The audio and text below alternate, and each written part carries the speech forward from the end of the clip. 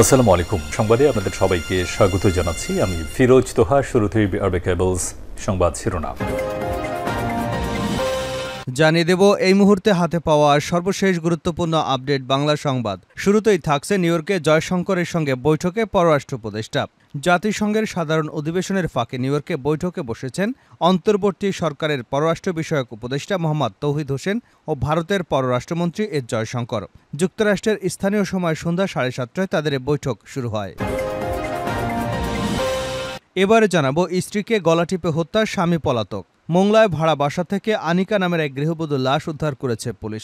এদিকে ঘটনার পর থেকে গা ঢাকা দিয়েছে স্বামী তুফান শেখ। সোমবার সকাল 9টার দিকে পৌর শহরের মাদ্রাসা রোড এলাকায় একটি ভাড়া বাসা থেকে লাশ উদ্ধার করে পুলিশ।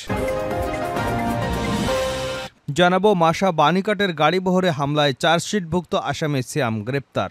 ঢাকায় নিযুক্ত সাবেক মার্কিন রাষ্ট্রদূত মাসা বাণীকাটের গাড়িবহরে হামলার ঘটনায় চার্জশিটভুক্ত আসামি সিয়াম হাসানকে গ্রেপ্তার করা হয়েছে।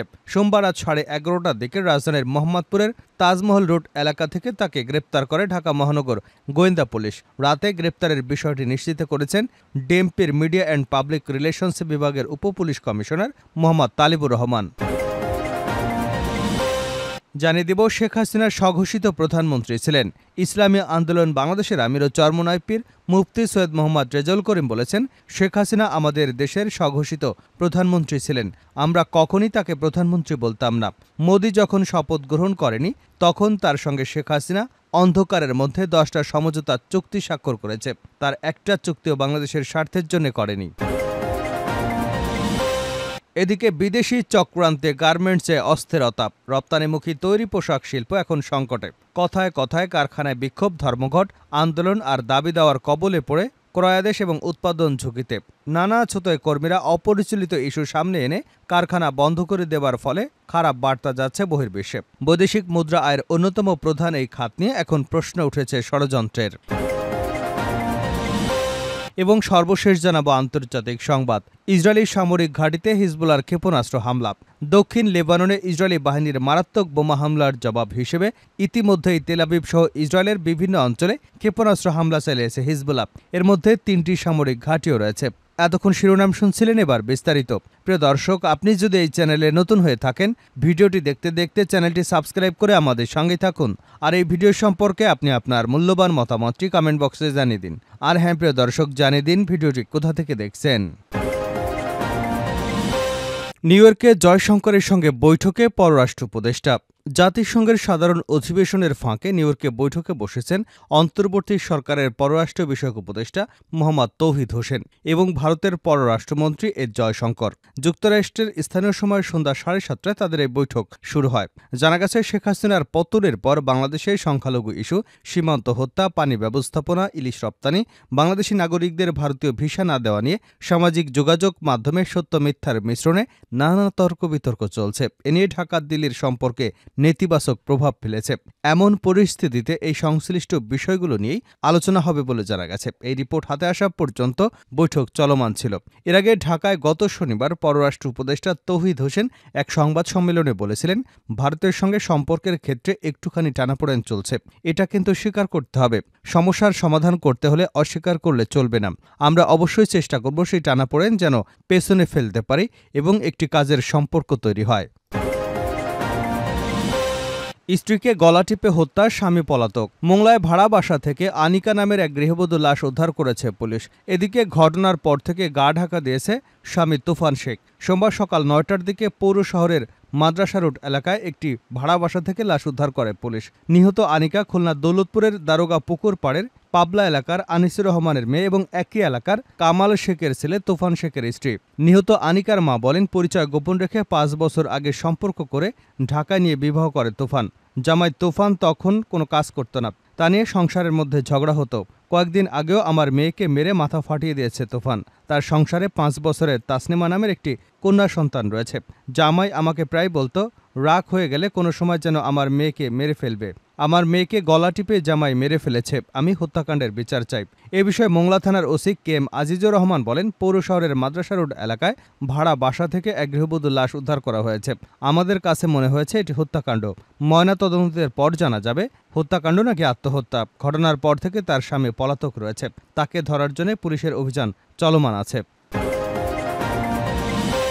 মাসা বার্নিকাটের গাড়িবহরে হামলা, চার্জশিটভুক্ত আসামি সিয়াম গ্রেপ্তার। ঢাকায় নিযুক্ত সাবেক মার্কিন রাষ্ট্রদূত মাসা বার্নিকাটের গাড়িবহরে হামলার ঘটনায় চার্জশিটভুক্ত আসামি সিয়াম হাসানকে গ্রেপ্তার করা হয়েছে।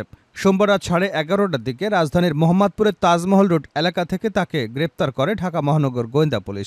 রাতে গ্রেপ্তারের বিষয়টি নিশ্চিত করেছেন ডিএমপির মিডিয়া অ্যান্ড পাবলিক রিলেশনস বিভাগের পুলিশ কমিশনার মোহাম্মদ তালেবুর রহমান। তিনি জানান, সোমবার রাত 11:30টার দিকে গোপন সংবাদের ভিত্তিতে ডিএমপির ডিবি তেজগাঁও টিম 2018 সালে সাবেক মার্কিন রাষ্ট্রদূত মাসা বার্নিকাটের গাড়িবহরে হামলার ঘটনায় করা মামলায় চার্জশিটভুক্ত আসামি মোহাম্মদ সিয়াম হাসানকে গ্রেপ্তার করেছে। মোহাম্মদপুর তাজমহল রোডের একটি বাসা থেকে তাকে গ্রেপ্তার করা হয়। গ্রেপ্তার সিয়াম হাসান সদ্য ছাত্র জনতা অভ্যুত্থানকালীন হত্যার ঘটনায় এজাহারভুক্তিও আসামি। তার বিরুদ্ধে আরও মামলা রয়েছে বলেও জানান ডিএমপির এই কর্মকর্তা। মাসা বার্নিকাটের গাড়িবহরে হামলার ঘটনায় 2018 সালের 10 আগস্ট রাতে বদিউল আলম মজুমদার বাদী হয়ে মোহাম্মদপুর থানায় মামলা করেন।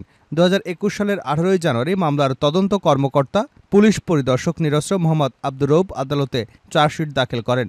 মামলার চার্জশিটকে 19 জনকে সাক্ষী করা হয়। 2022 সালের 1 মার্চ 9 আসামির বিরুদ্ধে পেনাল কোডের 1860 এবং 143/323/427 এবং 506 ধারার আদালতে অভিযোগ গঠন করে। শেখ হাসিনা স্বঘোষিত প্রধানমন্ত্রী ছিলেন চরমোনাই পীর।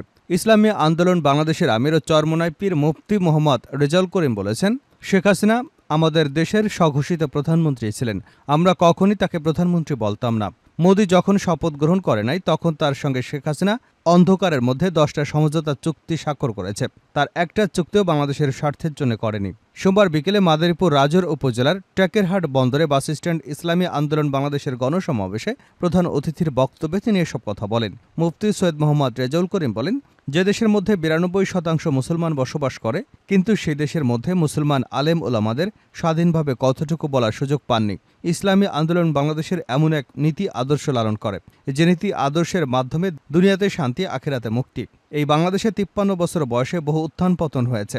ইসলামী আন্দোলন বাংলাদেশ কখনোই নিজেদের স্বার্থের জন্য ইসলামকে নিচে রেখে দেশকে এক পর্যায়ে ধ্বংস করবার জন্য কারো সঙ্গে আঁতাত করেনি। তিনি বলেন, 5 আগস্ট দেশ যখন দ্বিতীয়বার স্বাধীন হলো, তখন একটা শ্রেণীর মায়াকান্না এখনও বন্ধ হয়নি। এ সময় একটি স্বার্থন্বেষী মহল চাঁদাবাজি এবং টেন্ডারবাজি শুরু করেছে। শেষ করছে আন্তর্জাতিক সংবাদ দিয়ে। ইসরায়েলি সামরিক ঘাঁটিতে হিজবুল্লাহর ক্ষেপণাস্ত্র হামলা। দক্ষিণ লেবাননে ইসরায়েলি বাহিনীর মারাত্মক বোমা হামলার জবাব হিসেবে ইতিমধ্যে তেল আবিব সহ ইসরায়েলের বিভিন্ন অঞ্চলে ক্ষেপণাস্ত্র হামলা চালিয়েছে হিজবুল্লাহ। এর মধ্যে 3টি সামরিক ঘাঁটিও রয়েছে। সোমবার সন্ধ্যায় 3টি পৃথক বিবৃতিতে হিজবুল্লাহ ইসরায়েলের দখলকৃত অঞ্চলে গুরুত্বপূর্ণ সামরিক ঘাঁটিগুলোর উপর ভারী ক্ষেপণাস্ত্র হামলা ঘোষণা দিয়েছে।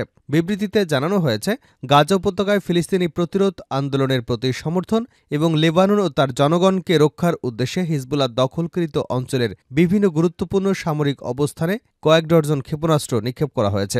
হিজবুল্লাহর প্রথম বিবৃতিতে বলা হয়, 23 সেপ্টেম্বর রামাত ডেভিড ঘাঁটি এবং বিমানবন্দরে কয়েক ডজন ক্ষেপণাস্ত্র হামলা চালানো হয়েছে। দ্বিতীয় বিবৃতিতে জানানো হয়েছে, একই দিনে উত্তর ইসরায়েলের হাইফার জফলুন এলাকার রাফায়েল সামরিক শিল্প কমপ্লেক্সেও হিজবুল্লাহর কয়েক ডজন ক্ষেপণাস্ত্রের লক্ষ্যবস্তু হয়েছে। তৃতীয় বিবৃতিতে উল্লেখ করা হয়েছে, সশস্ত্র গোষ্ঠীটির যোদ্ধারা আরও কয়েক ডজন ক্ষেপণাস্ত্র দিয়ে ইসরায়েলের আইন জমিয়ত ঘাঁটিতে আক্রমণ করেছে।